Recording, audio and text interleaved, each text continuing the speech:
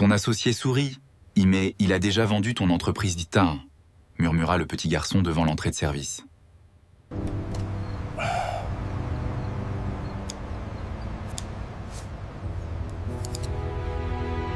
Intelligent, fatigué, il préparait une réunion décisive avec des investisseurs. Son meilleur ami, Laurent Bellamy, était à ses côtés depuis le début.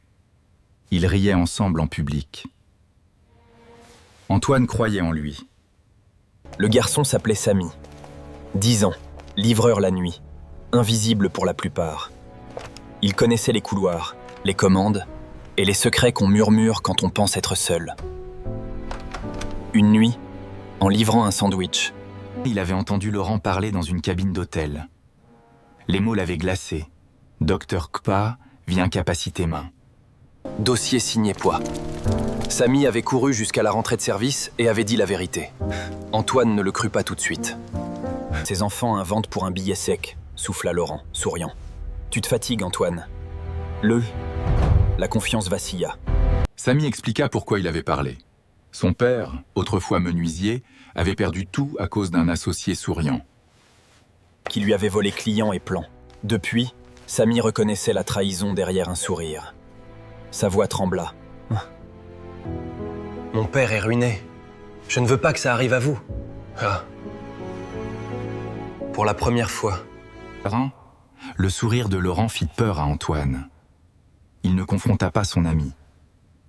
Il appela Clara Et sa directrice technique Vasion. Une femme calme, attentive, toujours au poste. Clara travailla discrètement avec Maître Delorme, leur avocat de confiance. Ils vérifièrent log d'accès, relevés bancaires, factures de hôtel et courriels effacés. Ils ne piratèrent rien de tiers. Ils comparèrent horodatage, reçus et transferts. Chers auditeurs, si vous appréciez cette histoire, n'hésitez pas à laisser un j'aime et surtout à vous abonner à la chaîne, cela nous aide beaucoup. Maintenant, poursuivons. La découverte fut implacable, fait. Paiement discret vers un cabinet fictif, un rendez-vous d'évaluation psychiatrique factice, Et surtout un enregistrement d'une réunion où Laurent parlait d'obtenir une attestation d'incapacité C pour lui faciliter la vente FA. Pire pas, le soi-disant psychiatre n'était pas médecin. Clara reconnut une photo Marc. L'homme était Marc. Regardez, c'est beaucoup plus simple comme ça. On a juste à ajuster ce paramètre.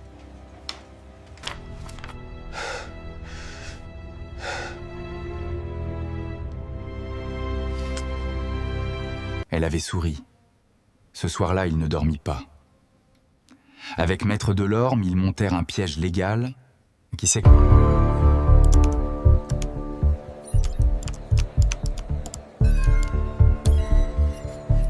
D'accès et à l'avocat de rattendre la transmission vers l'extérieur. Le piège fonctionna. Laurent téléchargea le dossier et le transmit à un contact chez Medaxis, le concurrent.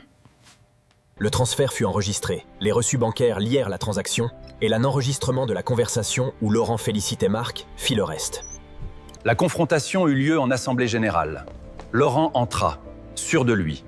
Il parla de protéger l'entreprise d'Asie. Et présenta le faux rapport médico-légal pour déclarer Antoine inapte. Les actionnaires froncèrent les sourcils. Antoine resta silencieux quelques secondes, puis posa la lettre ci, l'enregistrement, la facture de la hôtel, le virement. Il regarda Laurent droit dans les yeux.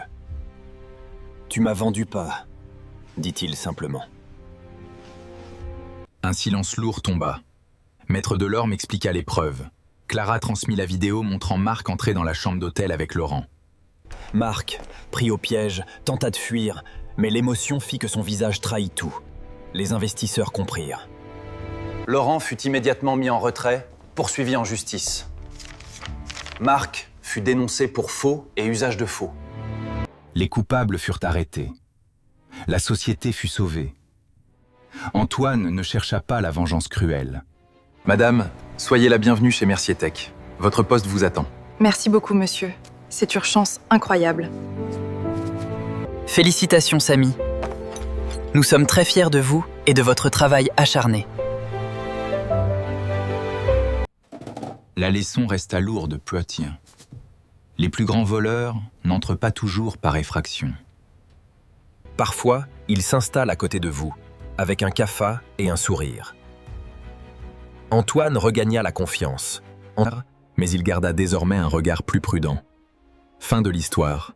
Ceci est une histoire fictive créée pour toucher nos cœurs. Pensez-vous qu'Antoine a eu raison de croire Sami Davatia? Auriez-vous soupçonné votre meilleur ami dans une situation pareille d'Avache? Partagez votre avis dans les commentaires.